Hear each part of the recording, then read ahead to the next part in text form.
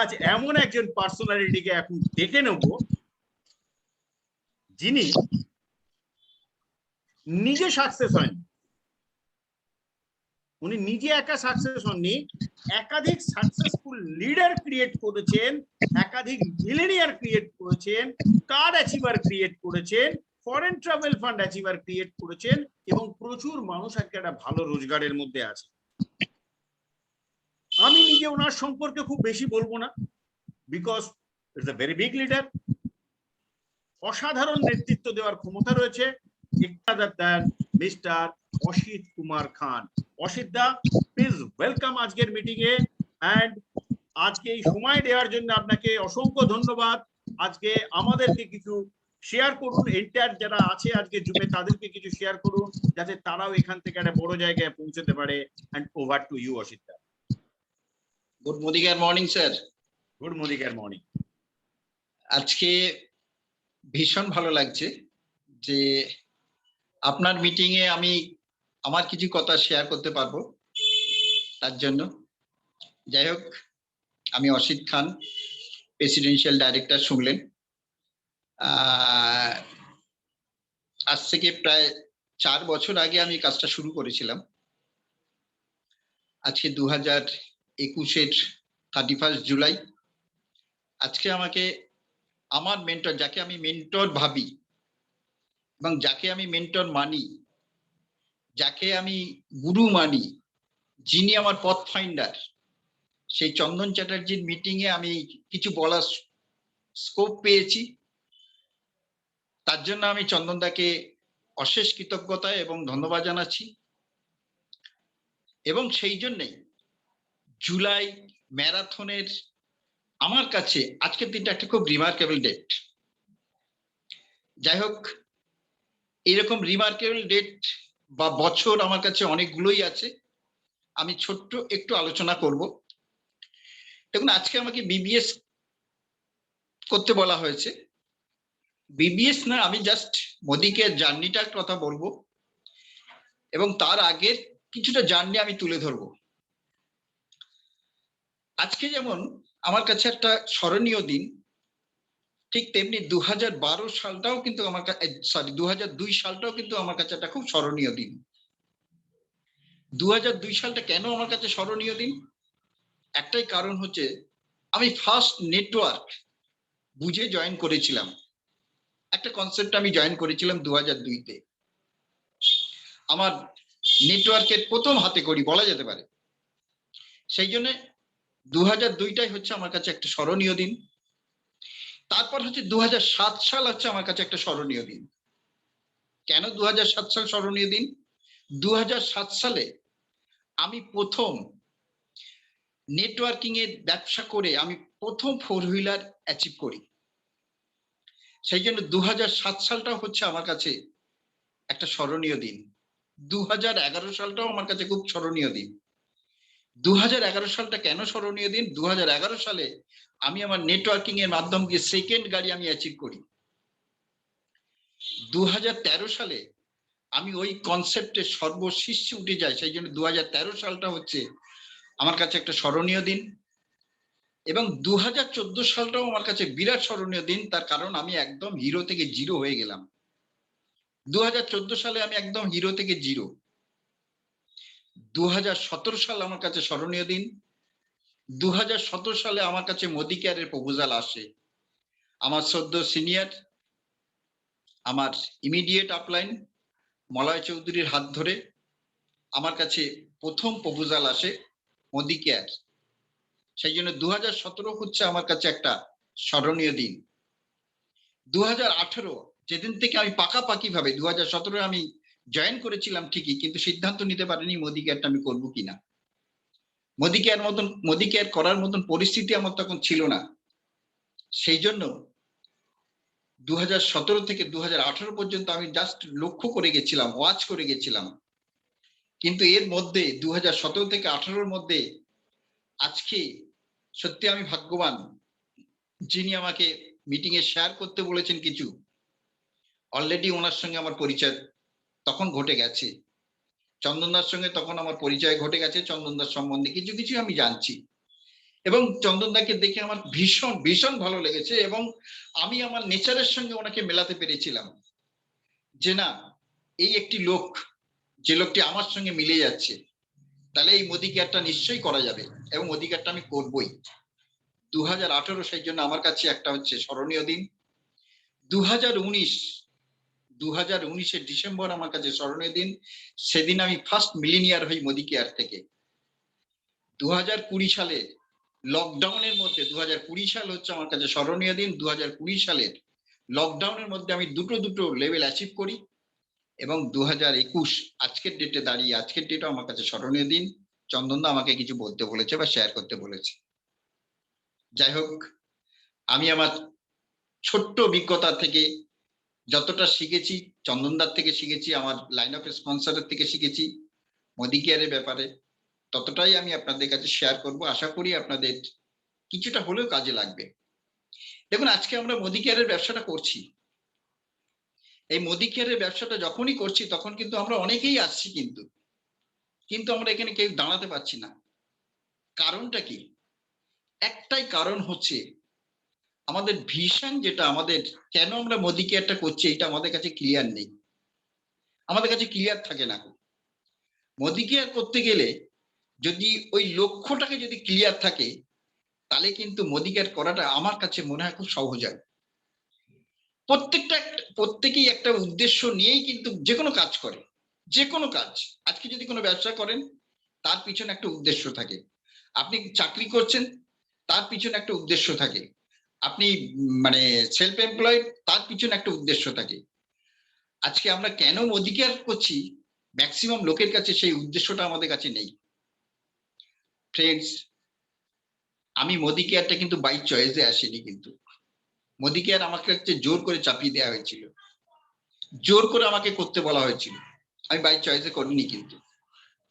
কিন্তু যখন এই কেরিয়ারটা বুঝলাম এবং বুঝে আমি আমার জ্বালাটাকে মেটাবার জন্য কিন্তু মোদি কেয়ারটা করেছিলাম। কি জ্বালা ছিল বন্ধু? 2014 পর্যন্ত, যখন আমি আগের কনসেপ্টে ছিলাম, 2014 পর্যন্ত আমি যে লাইফস্টাইল লিড করেছি, 2014 থেকে 2017 পর্যন্ত আমার লাইফস্টাইল বলে কিছুই ছিল না। কিন্তু আমার খুব ভালো মনে আছে, 2018-তে যখন আমাকে কোনো মানে ভাষা পরিষদে যখন মিটিং এ যাওয়ার কথা বলা হয়েছিল, আমি যখন প্রথম দিন মিটিং এ যাচ্ছি, আমি যখন বাসে করে মিটিং এ যাচ্ছি, বাসে ওঠার পরে আমার চোখ দিয়ে কিন্তু জল বেরিয়ে এসেছিল। যে কি আজকে যে অসিত খান 8টা-9টা স্টেটে যার টিম ছিল, সেই টিমটাকে দেখভাল করার জন্য যিনি এয়ারে যাতায়াত করতেন, যে অসিত খান কোনোদিন 2007 সালের পরের থেকে 2014 সাল পর্যন্ত গাড়ি ছাড়া চড়েনি কো, সেই অসিত খানের আজকে বাসের হ্যান্ডেল ধরতে হচ্ছে। বিরাট জ্বালা ছিল, চোখ দিয়ে জল বেরিয়ে গেছিল। আমি চিন্তা করেছিলাম, ওই লাইফ যদি লিড করতে হয়, একমাত্র পথ হচ্ছে নেটওয়ার্কিং। আর এই নেটওয়ার্কিং যখন আমার সামনে এসেছিল, তখন আমি ওটাকে ভালো করে বুঝে নিয়ে কিন্তু আমি এই নেটওয়ার্কটা শুরু করেছিলাম। এই জ্বালা যদি প্রত্যেকটা মানুষের, যে কোনো ভাবেই আপনার একটা করে ড্রিম তৈরি করে নিন। আমি বলবো, কি জন্য মোদি কেয়ার করছেন, এটা যদি আপনার কাছে ক্লিয়ার না থাকে, আপনি আপনার ছেলের এডুকেশনের জন্য ক্লিয়ার মানে মোদি কেয়ার করছেন, সে আপনার মোদি কেয়ারটা ভালো না হলে কিন্তু আপনার ছেলের ভালো এডুকেশন হবে না। আপনি আপনার মেয়ের জন্য মানে মোদি কেয়ার করছেন, আপনি মোদি কেয়ারটাকে যদি ভালো করে যদি না করেন, তাহলে আপনার মেয়ের ভালো জায়গায় বিয়ে হবে না।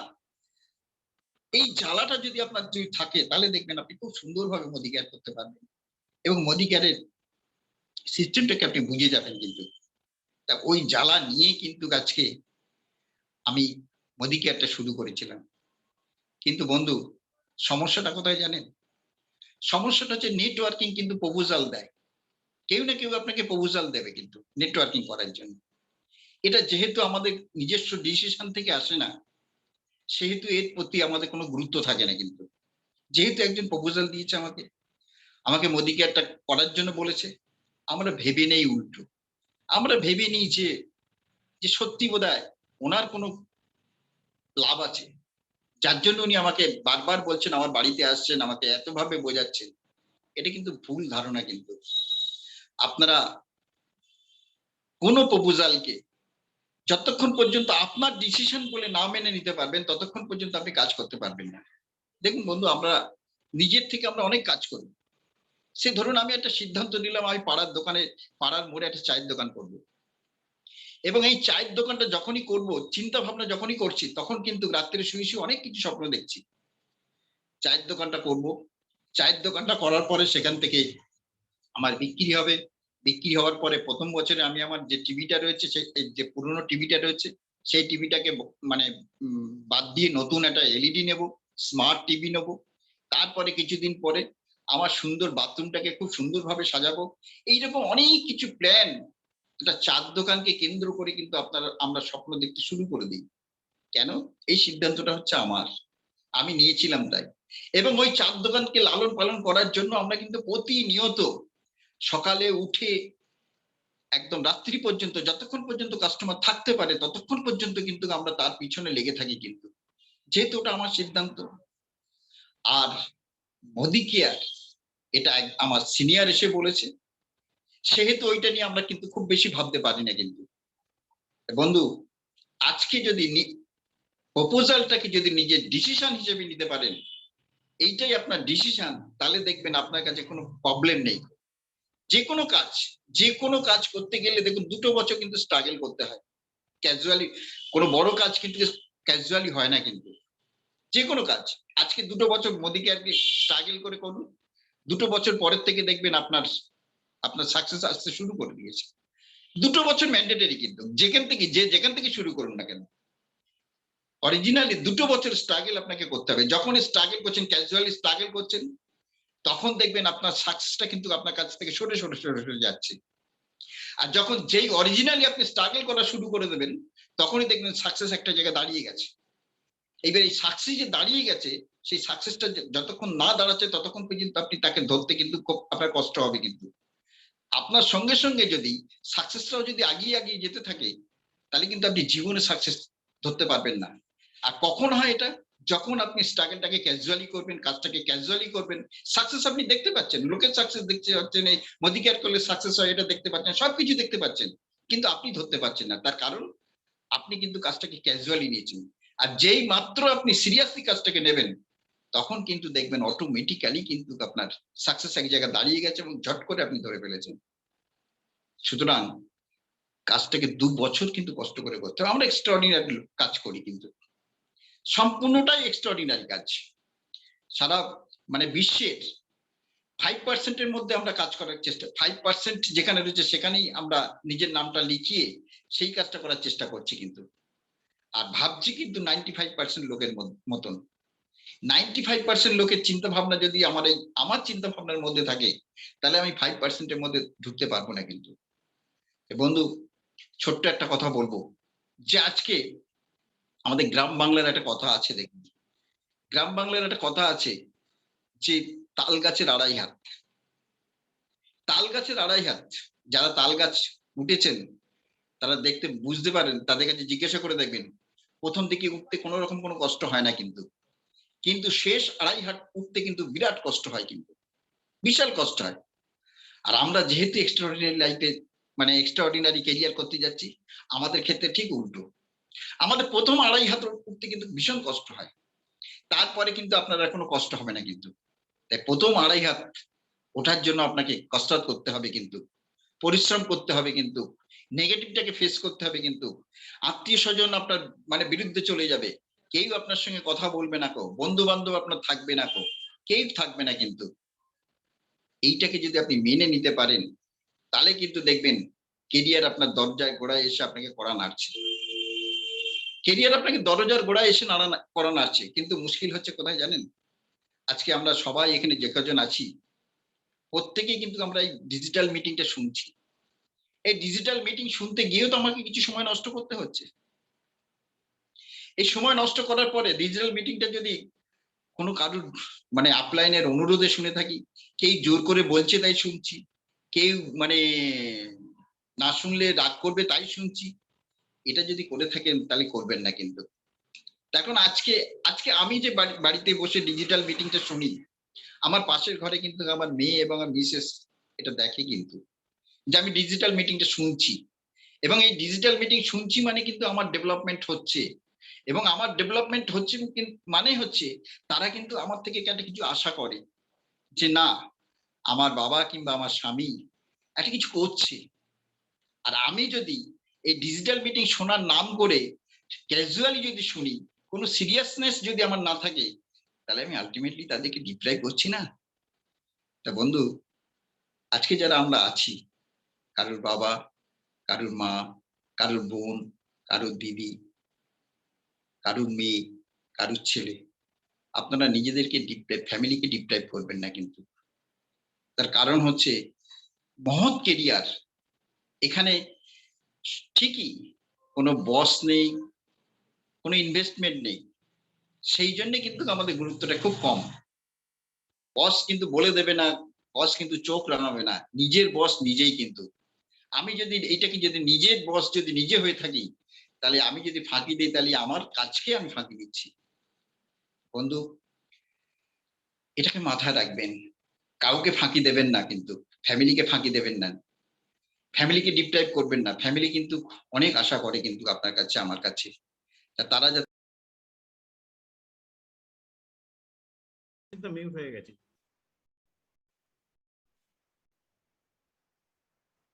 ব্যবসা একটা রিলেশনের ব্যবসা, সেহেতু রিলেশনটাকে কিন্তু আপলাইন এবং ডাউনলাইনের সঙ্গে ভীষণভাবে রিলেশনটাকে রাখতে হবে। কি অফ এভরি সাকসেস, প্রত্যেকটা সাকসেসের পিছনে কিন্তু আজকে রিলেশন যদি না থাকে, তাহলে কিন্তু আমরা এটা করতে পারবো না।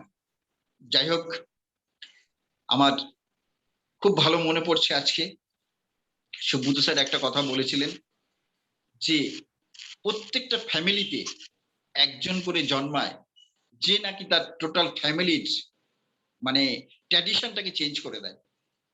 আমার ফ্যামিলির ট্র্যাডিশন আমি চেঞ্জ করতে পেরেছিলাম, কারণ আমার ফ্যামিলি ছোটখাটো ব্যবসা করতো, আমার ফ্যামিলি ছোটখাটো চাষবাস করতো। আজকে আমি নেটওয়ার্কিং এ আসার পরে আজকে আমার ফ্যামিলিতে প্রথম 4 হুইলার শুধু না, কিন্তু আজকে ওই এলাকার ওই ফ্যামিলিতে আমার রিলেশনের মধ্যে সবার মধ্যে প্রথম ফার্স্ট 4 হুইলার নিয়ে আমি কিন্তু। সেখান থেকে কিন্তু আজকে চেঞ্জ হতে হতে হতে হতে হতে আজকে কিন্তু একটা বিরাট জায়গায় চেঞ্জ হয়ে গেছে, টোটাল লাইফস্টাইলটাকে চেঞ্জ করতে পেরেছি কিন্তু। তাই আজকে আমরা যারা নেটওয়ার্কিং এর মাধ্যম দিয়ে এসছি, মোদি কেয়ারে যারা নাম লিখিয়েছি, আমি বলবো যে প্রত্যেকেরই ট্র্যাডিশনাল স্টাইলটাকে চেঞ্জ করার সুযোগ এসছে আমাদের কাছে। আমরা শুধুমাত্র একটুখানি নিজেদেরকে যদি আমরা নিজেদেরকে তৈরি করে নিতে পারি, নিজেদেরকে শিখে নিতে পারি, তাহলে মোদি কেয়ারের ব্যবসায় কিছুই নেই। এইটুকুনি আমি আপনাদেরকে বলতে পারি, মোদি কেয়ারের ব্যবসা কিছুই নেই। আমি যদি একদম জিরো জায়গা থেকে আজকে যদি মোদি কেয়ারে যদি আজকে এই জায়গায় আসতে পারি, মাত্র 3 থেকে 3.5 বছরের 4 বছরের মধ্যে যদি আমি প্রায় 2 লক্ষ টাকা ইনকাম করতে পারি, তাহলে কিন্তু আপনারা প্রত্যেকেই এখান থেকে বিরাট বিরাট ইনকাম করতে পারবেন। ডিসেম্বরের মধ্যে আমি আমার ছোট্ট টার্গেট যেটা, সেটা আমি আপনাদের সামনে ডিক্লেয়ার করতে চাইছি। তার কারণ টার্গেট ছাড়া কিন্তু কোনো ব্যবসা হয় না। টার্গেট আমার 2021 ডিসেম্বরের মধ্যে আমার টিম থেকে 10টা মিলিনিয়ার আমি বের করব, এটা হচ্ছে আমার টার্গেট। 15টা কার আসবে 2021 ডিসেম্বরের মধ্যে। 100 জনকে আমি মিনিমাম 10,000 টাকা ইনকাম করাবো, 100 জনকে মিনিমাম 10,000 টাকা ইনকাম করাবো, 25টা প্লাটিনাম তৈরি করব। এইটাই। আর আমি তো ক্রাউন ডায়মন্ড ডাইরেক্টর হবই এবং 3 লক্ষ টাকা ইনকাম করব পার মান্থ। এটাই হচ্ছে 2021 টার্গেট। Thank you sir.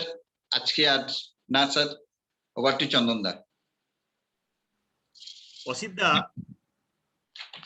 প্রথমেই বলবো যে অসাধারণ, অল্প সময়ের মধ্যে পুরো ব্যাপারটাকে সাজানো, প্রথমে পেন এন্ড তারপরে গেন এন্ড তারপরে আপনার ফিউচার প্ল্যানিং।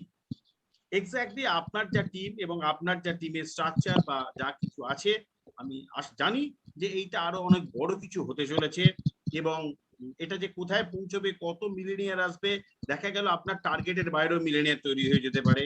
টিমের মধ্যে যা গ্রোথ রয়েছে আর যা বড় বড় সব লিডার আছে যারা ডেডিকেটেড, আপনার এই প্রোগ্রাম আমি আশা রাখি প্রত্যেকের কাছে খুব ইম্পর্টেন্ট একটা মেসেজ, এবং এই মেসেজটা আমি আপনার প্রোগ্রামের পরে হয়তো দিতাম, যে আমরা ঠকাই আমাদের ফ্যামিলিকে। অসিতদা, খুব ভালো আপনি একটা কথা বলেছেন, যে আমরা যখন প্রোগ্রামটা দেখি তখন আমার পাশের ঘরে আমার ছেলে মেয়ে বা বউ এরা কিন্তু ফলো করে আমাদেরকে, এবং এরা এক্সপেক্ট করে যে কিছু আমি আসবে। মানসিকতা কিন্তু বদলে যায় আমাদের প্রত্যেকটা কাজের মধ্যে। যেমন আমি কি করছি, যেমন আমার বাড়ির ফ্যামিলি দেখছে, তেমনি আমার অ্যাসোসিয়েটও দেখছে যে আমি কি করছি। আমরা অনেক সময় ভাবি হাইড অ্যান্ড সিক খেলি। তো অসাধারণ অসিতদা,